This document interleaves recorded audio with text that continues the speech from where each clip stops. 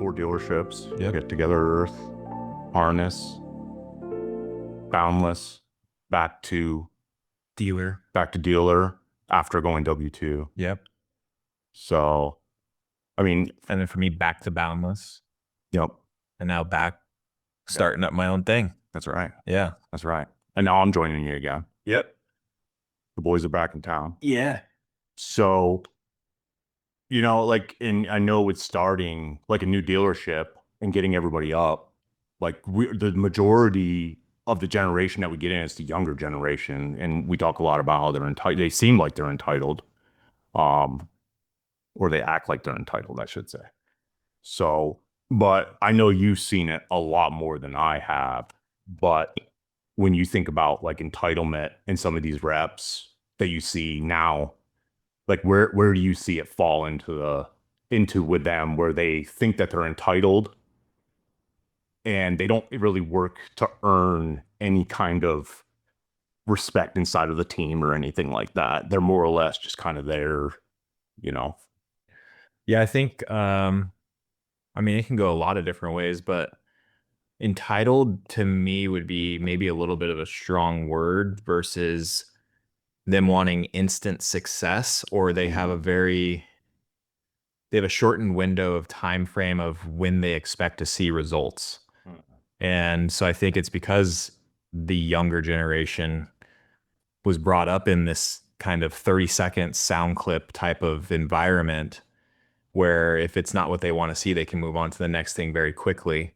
And so sometimes you have to, in sales or in anything, it's more of a having to show them quickly for them to stick with it. They have to build confidence quickly. So I don't know if it's necessarily entitlement, because entitlement to me is more of like expecting to receive something for absolutely nothing. I think we see that a lot with like some of the older reps, like reps that come from other companies Or have experience. or they have experience and they might have sales experience, but we don't know. We never know what we're really getting when they come and sit down with us and we hear them talk a big game and then there's usually nothing. Right.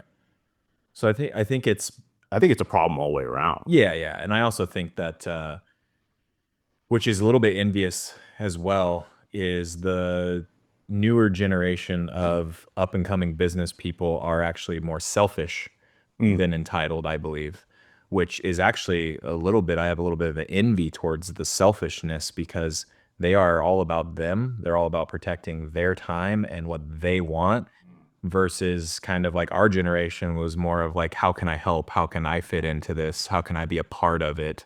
Yeah.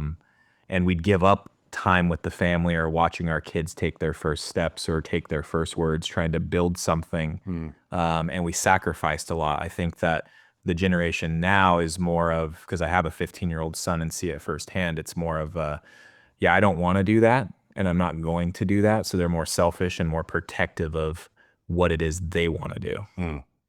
Yeah. Yeah. It's we tend to see that quite a bit. And I think a lot of it is just on how the workforce is trained nowadays. Maybe it's just California, because California is an at will state. So and it's got a lot of employment laws. I mean, you really got to do some work to get rid of somebody. You got to put them on a performance improvement plan. I mean, they can ride this thing out for like 6 months before you can get rid of them. They can be a real headache. Um, and I don't know all the other state laws and stuff, so I just know for here. But I think what I've noticed a lot too, and maybe it's just me coming out of the military, because out of the military, I mean, you got a strong work ethic. Like it's necessary for survival, not only for literal survival, but for survival in your career. You have to be able to advance up, and if you don't have some kind of hunger inside of you to want to be successful, um, then you're screwed. You really are. And I think now with some of these, and it's hard for me to look at the civilian sector and go, hey, just work. Like, what is wrong with you? You like, don't be complaining. You've never gone through what I've gone through, and I really don't know what they're going through. For all I know, they're could be terminally ill or whatever's going on. It's probably a little bit ridiculous, but um, I tend to hold a little bit higher standard when it comes to work ethic, and I know you do too. But you're more or less like, either you're gonna do it or you're gonna go. Right. Like, Yeah, there's no in between. I think if you're just using something for a stepping stone or you're 1 foot in, 1 foot out, it's going to be very hard to find success or any type of momentum. Um, I've always been a firm believer of like jumping all in. Like that's been my mindset. And I think that's what it takes to succeed and win is what are you doing in the off time? Right. Because we're in a business where you're an independent contractor. So it's not a job. It's not a, oh, I went out and I did my XYZ tasks to make myself seem like I worked a job, but what are you doing in your off time? Like, what are you doing rather than watching Netflix? Are you actually learning on YouTube on how to get better at the product you're selling or learning different angles to be able to approach? And that takes work ethic. That takes more than just doing the status quo and the bare minimum. In order to get insane results, you got to do stuff that's outside the normal. That is why Steph Curry doesn't just show up. He doesn't just show up on game day and start shooting lights out. No, he shoots thousands upon thousands of shots. And he's Steph Curry, is the best 3-point shooter there is. But the reason why he is because of how much practice he's actually put in and the work that he's put in. same thing goes with Tiger Woods. Yep. I think, what is it, 1,000 contacts before a match? He's got to have 1,000 contacts on the face of that club. And I mean, they still go out there and, it's tough. Yeah. But I think entitled is one thing. I think we also live in the culture of like instant success, and that's just not real. That's very fake. And if it is that way, it's not going to last. That's why the lottery winners, when they get their money, they are broke within a few years because they have poor habits, right? And so it's the person who gets the stomach size reduction, gastric bypass, and didn't have to put in the hard effort and work to lose the weight. They just took a surgery that helped them lose the weight. No, we're not ragging on people No, that had to not have at this, all. because you could have a medical concern or some shit. like that, but- Absolutely. But at the same time, it's like the people who are doing it just for the weight loss portion of it, they didn't have to go through those steps. So the mindset didn't change. There was no mindset change in it. And so with that being said, the same mindset, even though they have a different reality they're living in currently, whether that be winning the lottery or taking a fast track simplicity towards dietary whatever to lose weight, if the mindset didn't change, the mindset stays the same, that means that you're going to end up over time ending up with the exact same results. It sounds like it's a value issue. Like, people don't value themselves. Like, you might think you value yourself, but if you really valued yourself, you would pour into your education. You would pour into getting better. In whatever ways possible. I mean, tomorrow David and I are going to talk about the pursuit of happiness and like how people value happiness, like they're overvaluing it. But and that's not something I want to go into tonight. But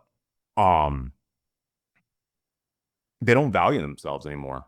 They don't, or nobody values them, or they're too busy, like you said, looking at the 30-second scrolls. And they're seeing the person that gets up in the morning and they're in the gym slamming it out. They're freaking crushing it. They got a tie on, they're, Wolf of Wall Street killing it. And the important thing is, it's like, it's really good. It's a hustle mentality, but understand that those people had to get up and do all that work just to put that video together for you to even be able to see. And it's not just that easy. You got to put the work into it. And I've got followers that are just, they're killing themselves. Like one that's she's a teacher's aide, trying to become a behavioral aide. She's got kids, and I mean, that's work ethic right there. That's what you want to see. People still going, still hungry, still hustling. But I guess the main reason why I wanted to bring this up, not only because we're going to be working together, but it's just something that you and I have always talked about. And it really boils down to like just your ethics in general as a person, what you believe in, what your belief systems are. Here you are. If you don't have a belief system, then you got nothing to put faith in, at all. You're running off hopium. Yep. Hopium. I like that drug. Mm-hmm. I don't personally take it. I know others that do though. Yeah. So, I think there's plenty of areas of all of our lives where we probably are on some hopium, right? yeah, It's not that it's like a 100% or nothing type of thing. Life is life. Like there's areas in my life where I suck, yeah, and there's areas of my life where I look like I'm just succeeding crazily at. But that's the whole thing. It's the progress and the process of life itself to continue to have that faith and keep moving forward. Like my faith is in Christ and yeah. in Jesus, and putting forth that will first, but also knowing that in the book of Proverbs, I mean, it talks against laziness a bunch of times. A bunch of times. Do not be the sluggard, right? Love the book of Proverbs. Yeah. So Old men writing wisdom for young dudes. yeah. It's like, So don't do this. So don't be lazy, Yeah. right? And so it's like it falls in line with what we're talking about. Like you can't just think that it's gonna fall out of the sky. Jim Rohn has a quote that's wonderful, and I'm pretty sure you've heard me say it many times, but it's the person who says, "Oh man, if only I had $1 million, I would never work another day in my life." And Jim Rohn says, and that's the exact reason why the good Lord hasn't blessed you with $1 million. Because it's You don't not know what to do with it. about the money, it's what are you going to do with it? And if the maker of the universe knows the beginning from the end and knows if I gave you $1 million, you're going to squander it away, why am I going to give that to you? Mm-hmm. Right.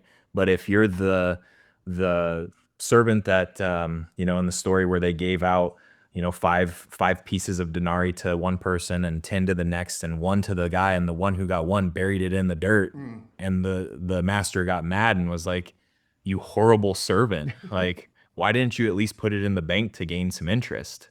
Right. So it's like we are called to go out and work and multiply, but also to understand too that it's a lot of the times going to be a long process to be able to get to what that end goal is. And so that goes into your mindset thing, mindset and beliefs and all of that other stuff, to where if you don't have that dialed in, don't have a good belief system, don't have a good faith structure or a good work ethic, you're going to get thrown off course, or you're going to gravitate towards the flash in the pan that says, hey, if you take this injection rather than having to put in the hard work, you can not only get skinny, but I'll give you another injection that'll grow your muscles. Right. So, I like that. The flash in the pan. yeah. The flash in the pan. The gold that you're trying to seek. Mm-hmm. So, but yeah, man, it's tough. It's tough for me to see. And even I'm thankful that my kids have grown up with strong work ethics. Um, and maybe it's the bad examples that I set, that I'm a workaholic, or maybe it's just, I don't think so. I really don't think that's what it is, because my kids genuinely like working. Like they want to have their own job, they want to make their own money, they want to buy their own things and live their own lives. So the big thing that I preached to them early on, I was like, well, if you want to live like an adult, or if you want to start prepping yourself to live like an adult, then you need to start acting like it, and hold and value everything that you have. And my son is starting to see that, being a new dad. Well, not exactly a new dad. He's over a year now. So, but yeah. Yeah. I like to look at, I've been in my new home for coming up on 2 years next month. And it's fun when people come over and they're like, oh man, nice house. Right. And it's like, thanks. It took me 20 years to get it. Mm, Like this wasn't an overnight success. It right. took massive amounts of action and hard work and dedication and sacrifice to be able to get to it. But people just see the end result and don't understand all the sacrifice that took place Yeah. before it. You look at the guy who's shredded with 1% body fat and don't understand that the guy is literally smelling cookies, not even tasting them. Like Right? salivating Yes. at the very thought. Just his stomach is just growling, Yeah. dying. Because they deny themselves that, and the discipline is there, but that's because they prioritize what means the most to them, and they're going to go after it at all costs. And I think that that's the problem. If we're talking about an entitled mindset, it's the people that aren't willing to go after something that they want or know is good for them at all costs necessary. Yeah. Yeah. Yeah. Like, and it's about a hunger. Like, and you know yourself whether or not you're hungry. And if you're somebody that's showing up every day and you're faking the funk, Well, then you go home at night, and that's the reason why you feel like crap, or you feel like you're not accomplishing anything in life, or maybe you're just falling to a complete state of self-loathing, you know. Well, I think, yeah, to piggyback on that, it's because the reason why you have that mindset of feeling down on yourself, like you said, faking the funk, right? Mm-hmm. Well, the only person who knows you're faking the funk is you. Yeah.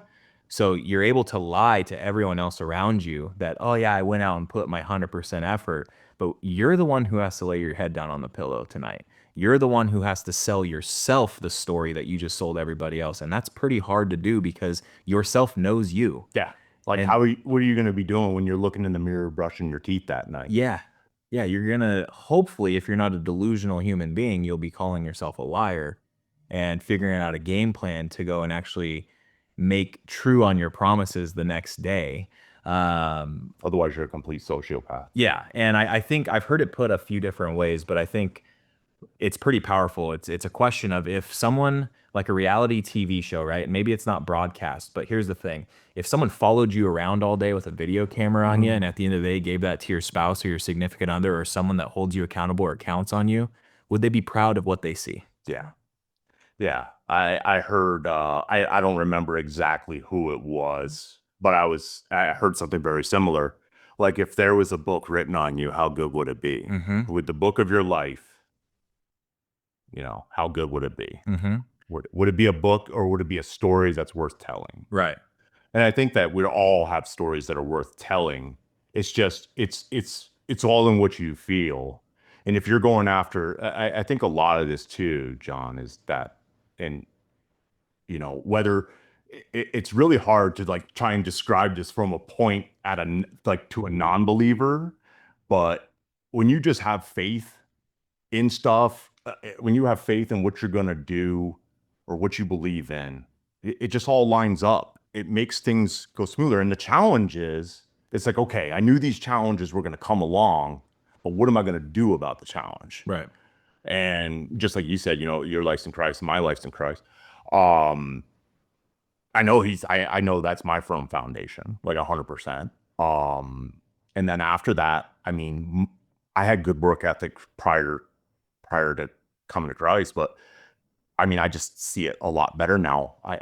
It's like I care more. Mm-hmm. It's like there's a lot more that goes into it. It's like, no, Matt, you're representing, like, if you're calling yourself a Christian or a believer, and you're going out there and you're loving the world, or doing people wrong, then, you know, at night, that's probably when I'm going to lay my head down and start looking at, you know, what the hell's wrong with me. But I think a lot of it pushes back on your faith, whatever you believe in. And so many people make idols out of money, Mm-hmm. that you're trying to cruise towards it by flying by the seat of your pants, not taking the time to get feedback. Mm-hmm. You know, maybe you're doing something that you're not actually ready to do yet. Like, sometimes people think they deserve more than what they actually have. Right. And I've done that myself. I've learned to become very unassuming, like, because in the past, coming out of the military, I had like a big chip on my shoulder. I'm just like, no, I should be entitled to management. I've led troops in combat. Mm-hmm. You know, what have you done? And I don't know that job. Right. I don't know the job, you know? And, but I had to learn so much from you. And I know we learned from each other, Mm-hmm. but I've just tended now to just be a sponge and just listen to what people have to say, and take lots of notes. Cause that's, if you're following somebody that's successful and you want to model their work ethic, I tell you what, you want to model work ethic, model Jesus. Yeah. Model Jesus. Do it with tough love too. You know, most people don't understand that. Like, Jesus was the coach of a lifetime, man. Mm-hmm. Like, you cannot deny his teachings. Mm-hmm. And Well, many do, but you can. I mean, just read the stories. Okay. Just read the stories alone. Yeah. You know, like, it's good. It's good stuff for your life. So, but kind of going back, yeah, I've looked at areas where I thought my work ethic, I was owed more. Right. Like I was like, oh, they don't value me. And maybe that was the case. Maybe they really didn't value me. And it was time for me to go somewhere else. Or I just thought I was better than what I was, which that could be highly, likely. Yeah. So, But it's, if we're talking faith as well, it's like, if you're feeling entitled, you're telling God that you know more than he, yeah. and I know better than you. And that is very much so the clay asking the potter, right? And so if you are truly submitted to the will of God, and that's brought me so much peace in my life and gotten rid of the unhealthy relationship I had with money. Yeah. Very unhealthy, where now I'm just a steward of the money that's being bestowed upon me, right? So it's like, cool, I've been blessed this. Everything in my life is a gift, and it's because I'm in the time frame that I'm at, I'm right where I'm supposed to be in the story of God's will for my life. And so with that, it takes patience because we all want things to happen quickly, right? I wanted the house I live in now, probably as my first house, but that's not the case. I wanted the level of income that I wanted, that I have now. I wanted that when I first started working. But I think also, if we do believe in a higher power and a creator who created us, I also think that he knows that if that level of income or that thing was given to us at an early stage, we wouldn't know how to handle it, and it would probably ruin us. Yeah. Right. So there's actually me thanking my lucky stars most days, where it's like, thank you for not giving me that blessing, because it would have actually not been a blessing at all. It would have probably been my downfall. Right. Yeah. Right. Yeah.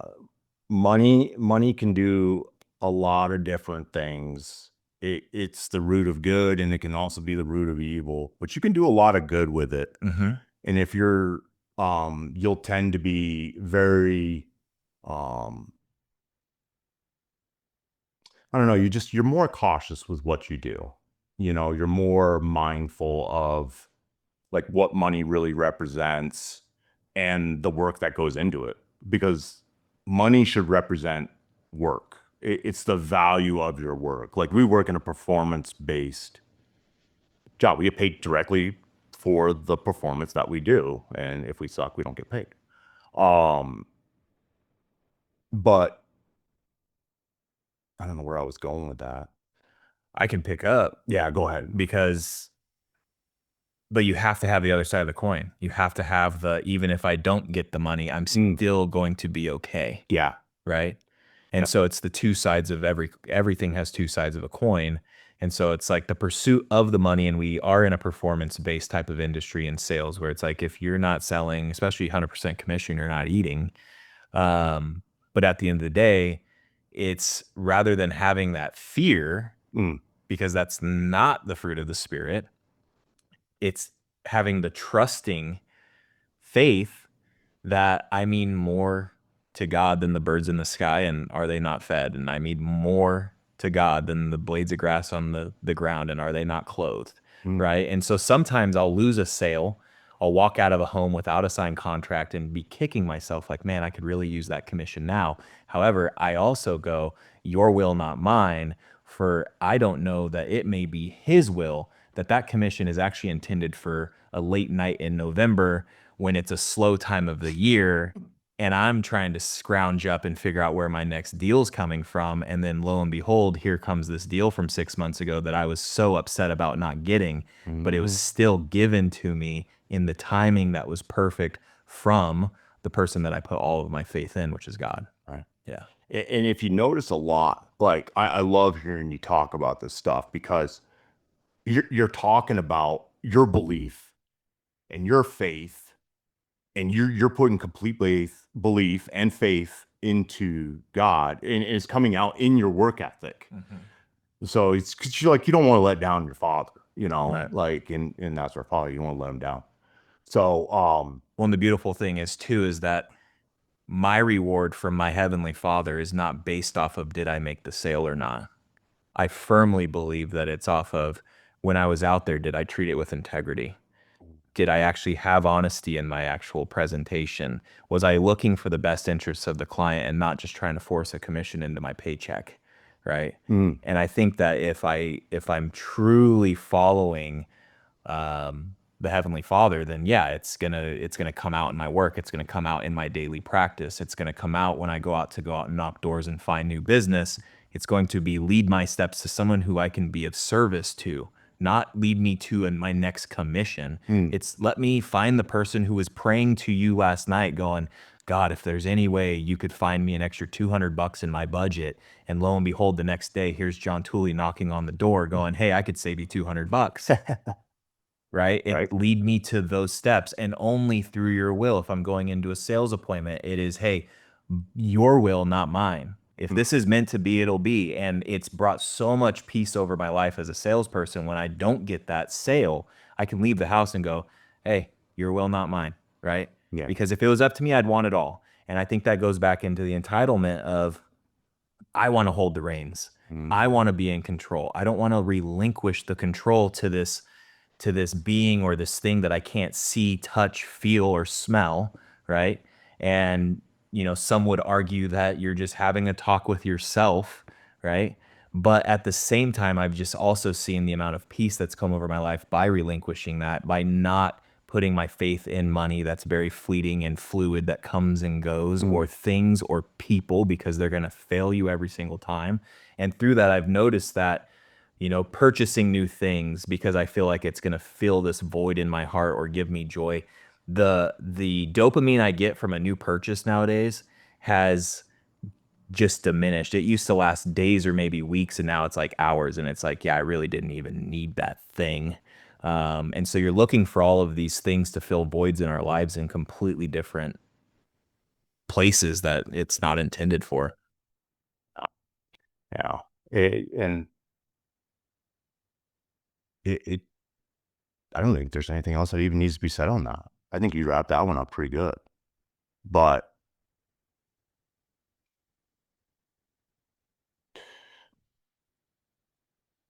I was thinking, so I mean, you and I have worked together, but we haven't seen each other directly work with reps. I don't think we've ever overwatched each other work with reps. And what's some of the first things you look for when you're looking at people? You're already assessing the person like at the interview, and you're starting to determine whether or not they're actually going to have the sauce to be good. Mm-hmm. What are some of the things you're looking for, like when you're going out there and you're working with your new people first? Yeah, new people as far as reps go. Um, I mean, I love asking someone to tell me about yourself. Mm. That should be the easiest topic you have to talk about. And if Can't someone, mess up your own life. right, and if someone can't talk about themselves, it's going to be really hard to teach them how to talk about a product. Mm. Um, how comfortable are they? Are they an uptight kind of like nervous person? So I look at things like that. What's their pace of speech? What's their tonality like? What's the body language tell me? Yeah. Um, I look for the guy or gal that's yeah in me. Like they're like yeah. they're saying that they're getting everything that I'm putting down. And I like the guy that's being quiet, or the person that's being quiet and they're Mhm. just listening. Or I've had like write notes, Mhm. and I'm like, all right, Mhm. you do want to be successful at this. Mhm. But I mean, we've seen plenty of reps that come out and they'll go out and hit like 2, 3 doors and go sit in a car. Yeah. Well, I also like the people that are more of the, give them a little bit and they're like, all right, cool, I can figure it out from here. Yeah. You know? Yeah. I was just talking about this, and it's going to kind of steer back into it. Well, no, it's about ethic. This does it. It falls into ethic. So it just recently I helped a very good friend of mine, and I mean, this dude definitely, him and I are brothers. He was my gunner on my truck in Afghanistan. And we were when I was going over stuff with him on how to do his claim, and he's like, no, you don't need to do this. Just tell me what to do. Just tell me what to do. So that way I can do it. And that way, if there's an issue, I can fix it. I don't need you. Like, and that's what everybody should be striving for. You should be like, okay, teach me so I don't need you and you can go away so I can be comfortable doing my job because nobody wants their boss around. You just can't work right. You just can't. And because you're wondering what they're going to judge you about and, you know, whether or not they're going to even like you. First of all, it shouldn't even matter whether or not your boss likes you. They should like the work you do and you work hard, they're going to like you. They're going to like you just based out of your work ethic because it speaks volumes about somebody. You could be just, I guess, maybe your intelligence levels maybe a little bit lower, but you got the grind and the heart, and you're just like, I'm just going to keep going. That guy is going to go further than the person that just thinks they got it all figured out. And he's not going to quit because he's been getting kicked his whole freaking life.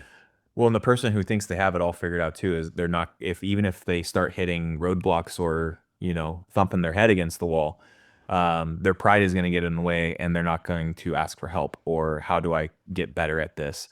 Normally those people will quit and move on to a next thing, right? Versus the person who is the one who's like taking the notes or wanting to learn how to do things better. They're going to be the ones asking for your opinion and like, well, how do I actually do this better because you've been doing it longer than I have. The fastest way to success I found in my 20 years of sales is find the person who's selling the product that you want to sell at a high level and then just go and learn from them and just duplicate that. Be a parrot, be a sponge, and just rip off and repeat. That's really what it comes down to on that. But yeah, the person who thinks they have it all figured out, it's like, all right, good luck with that. It's going to be a pretty rough climb for you. I almost want to ask them, like, who's your role model? Like, if you got it all figured out, who's your role model in life? Who's setting the example for you? If I'm putting myself in that, Like, I want to follow them. it's probably themselves. Yeah. Yeah. Like, you got it all figured out. Tell me who it is. Yeah. Do they got the tree, the fruit? Yeah. And yeah. You know, and I'm looking at this bullet right here, and it's been sitting there for a minute. And it's like you talk more about goals than you do the grind. Yeah. Like, I want to get this, but you don't ever talk about the work that you do. You know, My wife puts it this way, because I've been in that mindset many, many times where it's like, oh, yeah, I'm looking at a spreadsheet that should say I'm rich. But then the entitlement kicks in and it's like, oh, that's going to take a lot of work to get to that. And so my wife calls it destination addiction. So you continue to set goals without any of the working it backwards and reverse engineering it to know what it's actually going to take to get to that goal. And then I think once you set a goal, whether it be a year goal, a 3-month goal, whatever that looks like, you got to reverse engineer it and work it backwards to know what do I have to do on a daily basis, a weekly basis, a monthly basis to end up getting to that level, right? So it's like you're creating these little checkpoints along the way. yeah. And then that gives you a good feedback loop on whether or not it's working or not. Well, the problem is most people look at the goal and then what they don't do the reverse engineering, or they do, and it's just too much of an expensive price to pay, right? And so what they do is they still want the goal, so then they start looking for shortcuts and faster get rich quick schemes or any other thing that's like that flash in the pan we're talking about to get them to the goal faster without having to put in all the work that they've already, come to realize that it's going to take to get to. If anybody's thinking like this, you need to DM because you need some coaching. Like, and it'll help you a lot. Just get out of your own way. Like, I've always appreciated working with John. He's got what I call radical candor. Like, he has no filter when it comes to telling people about their work ethic. Or like, he'll call you out. I love the call out. Like, no, that's fine though. So My wife hates it because it's my favorite line is that's not how that works. I mean, but the you were talking about building, and I'm looking at this, and it's you build what you want to exist. You build what you want to exist. Like, that's your goal. Whatever you're going for, whatever that target is, you got to, it's on you to build it. And if you're not, then you got to make sure that you have a support system in place, whether it's your spouse, it's friends, maybe it's a business coach, maybe it's a business partner, whatever it is, but you got to build. And you can't expect something to just appear overnight. And let me tell you what, I built successful training companies. I built I've one that failed. And it's my own fault. I just, I just didn't have the work ethic to put in at that time, and it failed. And I'm not afraid to tell anybody that. It's just a good example. And if you're starting to figure out whether or not you're living a life where you're like working and you're earning it, you're probably the type of person that takes full responsibility no matter what. Like, hey, no, this is on me. I did this. Like, it's nobody else's fault. Like, I didn't put in the work. Um, you're not somebody that wants constant, attaboys, or, you need affirmations. What did Brett call that? He said, you got three types of people, right?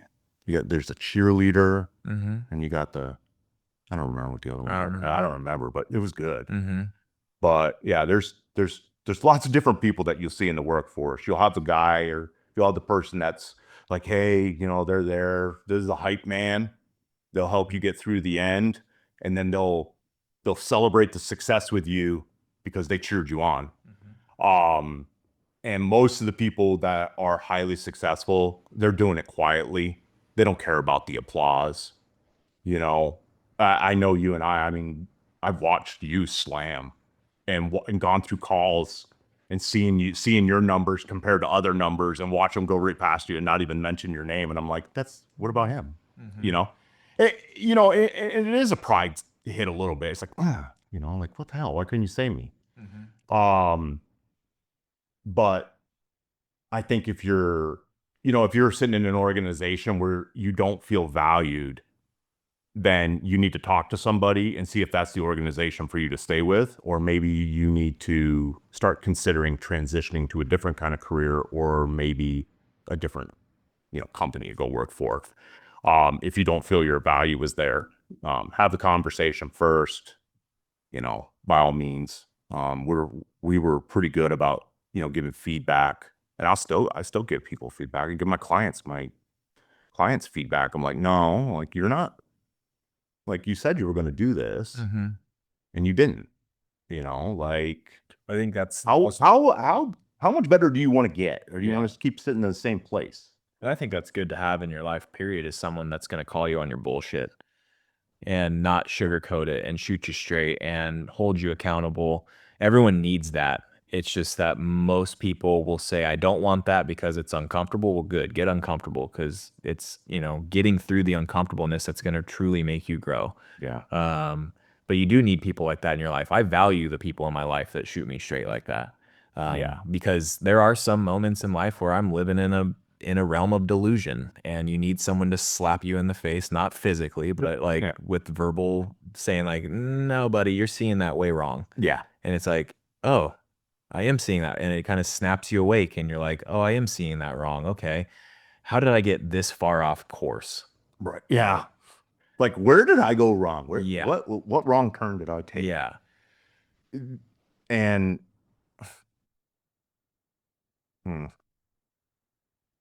yeah, I only have friends that will check me.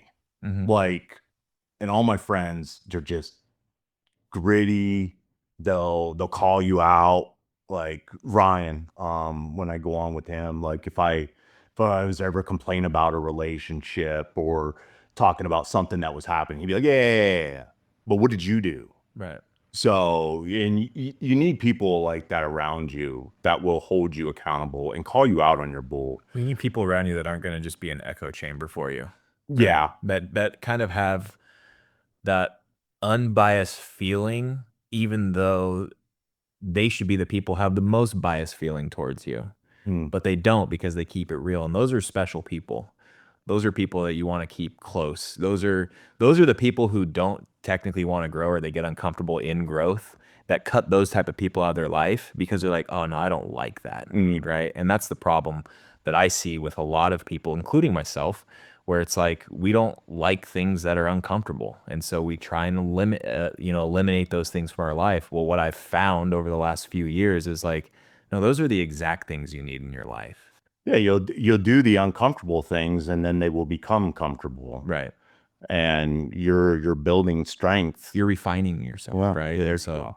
that's really what it comes down to, is refining, getting yourself in the fire. Fire is very uncomfortable. It'll burn the shit out of you. But if you know the process of refining gold and silver, it's through fire to get rid of all the impurities. And that's the problem that we all have, including myself, is we have so many impurities attached to us. We are not a refined piece of metal, a beautiful piece of work. We need to go into the fire and get those impurities burnt off, and then be able to shimmer in the light for a brief second until that refiner finds another imperfection to throw us back into that damn fire. Yeah. Yeah. Yeah. That's a really good. I like that. Fits with wildfire. Yeah, I just thought that. Yeah. No pun intended. Yeah. This was not scripted. So, um,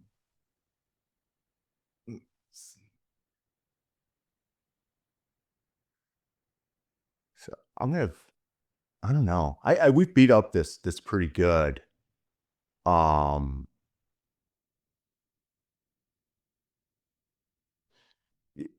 your future's not entitled to you. Like you do not, we are not owed a future. You work towards it, and understand that, tomorrow is never guaranteed. Um, you know, and you better be prepared, because like a thief in the night, they'll come. So start working on yourself now, and reach out to somebody that you trust, that you can be like, hey, listen, I need you to hold me accountable. Like, and it's not being lame or weird or anything like that. Most people don't understand this stuff outside of maybe the sales world, or maybe just team based, because it goes with teams. It's all about that. Like, you've gotta have somebody that can ground you and get you back on. And if you don't have that, then DM me. I'll gladly, or even John. John's on the group too. There you go. Start thinking about what you need to stop expecting. Like, why? Like, do you have your expectations set unrealistically? I've been guilty of doing this, and John's even seen me do it. Put an unrealistic sales number up on the board just to appease, and then when I miss it, I feel like a dirtbag. So, and that's even putting in the work to get it. But I set an unrealistic goal for myself, and I was chasing after something that I didn't. I knew the data wouldn't give me the result that I needed. So, but I was like, I'll just put my work ethic into it, and I'll just squeeze it out. And no, it doesn't always work like that. And I got to a point where I would just expect that, that my sales would fall into place. I would get appointments. Maybe our setters would set good appointments or something. Everything would line up good. And I'm like, yeah, we can pull that through. And no, I end up with a 1. And I, I'm banking on stuff without really, really doing what I need to do to earn it. So, but yeah, dude, this has been awesome. This is an awesome conversation. I'm so glad that we did this. Like, this has been a long time coming. But I don't know. You got any gold? Any gold? You got any gold you want to give them? I don't know. I keep on looking at what the bullet point you just went over. Your future isn't entitled to you. Well, there is one thing in your future that's 1000% entitled to you, and it's death. Yeah. It's entitled to every last one of us. I'm pretty sure it's, yeah, but if you die, there is no taxes, right? Or if you move to a country where they don't do that. Like, Oh, yeah, that's like, true. yeah, you're good. But death, nobody's escaping here alive, right? And Mm. so it's more of the, if that is what's entitled to all of us, then let's go spend our every last waking moment to go work on ourselves. And really, that's what it comes down to, is in a position of leadership, you got to start with yourself. And so it's more so, I can't ask of people what I'm unwilling to ask of myself. Like Mm. that's leadership 101. That's yeah, it's like the biggest thing that they teach in the military. Mm-hmm. They're like, you will never, Yep. those guys will, your soldiers will never do something that you will not do yourself. Yep. And if you can't do it, Or they might for a moment, but then they're going to see through your bullshit, and then they're not going to do it, or they're not going to respect you because of it. yeah. But And this is even in the military. right. They can do that. They'd be like, no, like, Yeah. I'm not working for that guy. Yeah, so you got to start with the person in the mirror, and watch how your life changes when you actually go to work on changing you and stop holding people to a higher standard than you hold yourself to. Ooh. That is so just ass backwards that we are like so crucial and critical of other people and hold them to such a high standard. But the real question is, if you did the exact same thing, would you be coming down on yourself just as hard? Probably not. Right. So I think if we all just did a better job of working on changing ourselves one by one, well, then naturally it's just going to start to overflow into the rest of our life and into the interactions that we have on a daily basis, the conversations we have on a daily basis. And slowly but surely, the world around you, because it all revolves around ourselves, is going to start changing drastically. Yeah. Yeah. Hmm. I hope everybody is getting something out of this, you know. Um, John and I, we've we've worked and worked and worked and worked and worked, and building teams, and we've seen some of the most outstanding work ethic you could ever see, and we've seen people that were like, we don't even know how you like survived this far. And so if you're running in a world where you're kind of just milling along and surviving and you're okay with that, don't complain if things start going wrong, or when things get bad, they get real bad, because you're not going to be ready for it. Um, start start looking at yourself, start preparing yourself. If you're saying things like, I'm just checking the boxes, I hate that saying. mm, I'm just checking the box. Oh, how's it? I was just checking the boxes, or I checked the boxes this morning. It's like, that's the dumbest thing in the world, because you're treating your life like it's just transactional when it's completely transformational. yeah, I was going to bring that up earlier. Like, people they look at their life transactional, Yep. not transformational. Yep. And they do that with sales too. And that's how you end up with really good clients, is you look at it transformational versus transactional. And but you got to show up. Mm-hmm. Like, you got to show up Mm-hmm. and transform yourself.